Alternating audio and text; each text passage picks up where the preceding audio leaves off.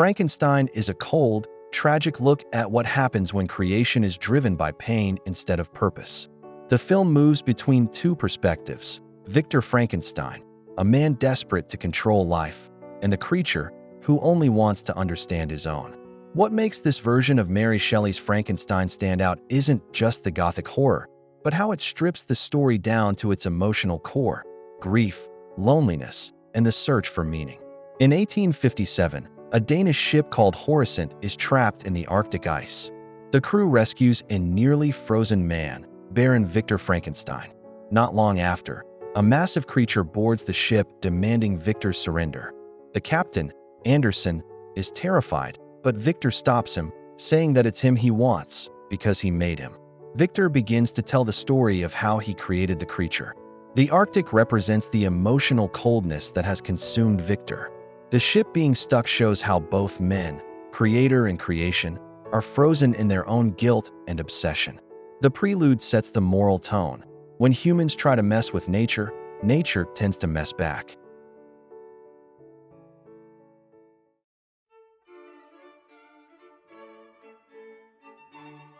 When Victor was younger, his mother died, giving birth to his brother William. Their father, a respected doctor, becomes abusive toward Victor and favors William. Traumatized, Victor becomes obsessed with conquering death, believing science can give him control over life itself. This is the birth of Victor's God complex. His obsession with reanimation begins not from ambition, but from heartbreak. He can't accept that death is natural. This introduces one of the film's biggest questions: is the desire to conquer death a sign of genius or madness? Victor's father represents the cold, patriarchal figure, emotionless and violent, and Victor repeats that same pattern later with the creature. Symbolically, the death of his mother is the birth of his obsession. Life and death are intertwined, because one always gives birth to the other. Now a grown man, Victor is a brilliant surgeon but reckless. His experiment to reanimate a corpse gets him expelled from the Royal College of Surgeons. Soon, the arms dealer Harlinda offers him a secret lab and funding in exchange for results. Victor moves to the old tower and starts his work, with William's help. This scene explores the temptation of power. Harlinda doesn't care about science. He only sees profit and control. He represents the corruption that follows human progress when morality is ignored. Victor, blinded by pride, sees himself as a god. The tower itself symbolizes isolation and arrogance, a place above humanity, where he feels untouchable. This is the story's version of the Garden of Eden. Victor's lab is paradise before the fall. He's playing with creation, but without wisdom or compassion. Victor meets Harlinda's niece, Elizabeth, who is engaged to William. He falls in love with her, but is rejected. Jealousy begins to rot inside him. Harlinda grows impatient and demands results as he's dying from syphilis. Victor refuses to transfer Harlinda's mind into a new body, leading to Harlinda's accidental death. Elizabeth symbolizes innocence and humanity. She's the light in Victor's dark world. But Victor can't love her selflessly. He only wants to possess her, the same way he wants to possess life itself. This moment also connects him to the creature, who will later experience the same pain of rejection and loneliness. Harlinda's disease is physical decay, but also a metaphor for moral decay. It's what happens when ambition is infected by greed. Using lightning, Victor finally reanimates a body made from corpses. At first, it seems like a failure, but the next morning the creature awakens. It's confused, but learns to save Victor. Terrified, Victor chains it in the basement. He treats it cruelly, repeating his father's abuse. When William and Elizabeth visit, they discover the creature. Elizabeth shows it kindness and teaches it her name. This enrages Victor. Out of guilt and fear, he burns down the lab with the creature inside. The explosion destroys the tower and severs Victor's leg. Victor is both God and his abusive father, creating life but refusing to love it. The creature, in many ways, becomes the physical form of Victor's loneliness, anger, and fear. Fire here has double symbolism. It's life, the lightning that brought the creature to life, and destruction, the lab burning.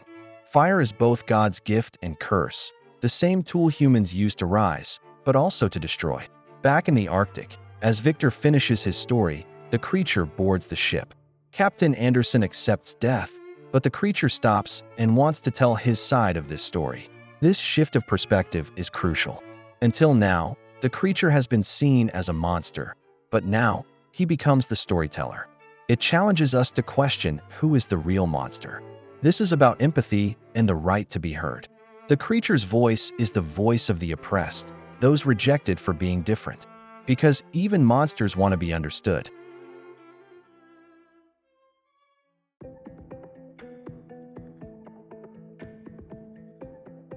The creature survives the explosion and wanders through forests and mountains. Hunted and shot at, he hides in a small farm's hovel. From there, he secretly watches a kind blind man teaching his granddaughter to read. The creature begins to help them by leaving food and fixing things around the house. They call him the spirit of the forest. The creature wants love and acceptance. The blind man symbolizes innocence. He may be blind, but he sees the creature's soul. This shows that true humanity is about kindness, not appearance. When winter comes, the family leaves, and the creature befriends the blind man. The man teaches him to speak and read, helping him become more human. But the wolves attack the blind man. The creature fights them off, but the man dies. When the hunters return, they shoot at the creature, forcing him to leave. Every time the creature finds hope, it's destroyed. This is a metaphor for humanity's fear of the unknown.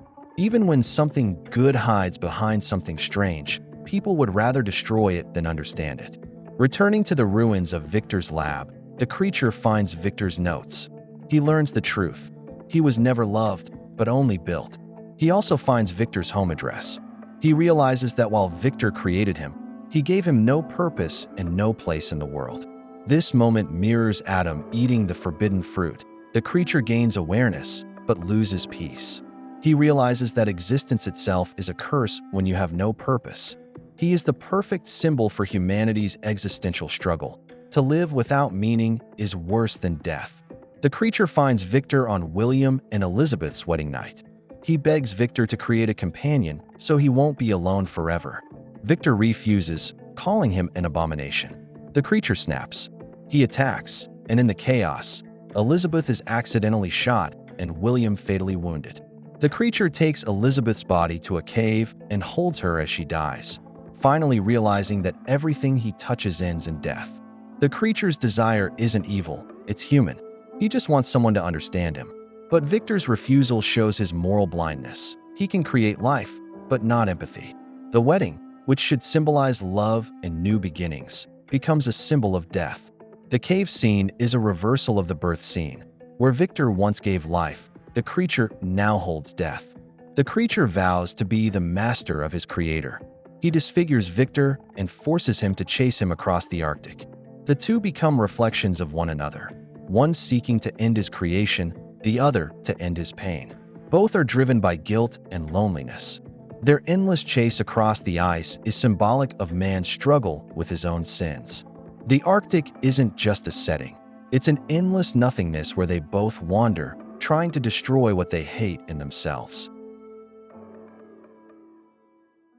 Back in the present, Victor, dying on the ship, finally calls the creature his son. He begs him to live, not to die being consumed by pride.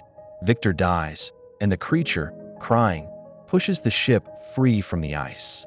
The captain decides to turn home, and the film ends with the creature watching the sunrise, reaching out to the light. Victor dies finally understanding that life isn't about control, it's about compassion. The sunrise symbolizes rebirth. It's also the first time we see the creature in daylight, meaning he has finally been accepted by the light. Frankenstein turns Mary Shelley's classic into a story about fathers and sons, creators and creations, and how cruelty shapes monsters. At its heart, the film is about the need to be seen, loved, and forgiven, even by those who made us suffer. Make sure to like and subscribe if you enjoyed this video, and I will see you in the next one.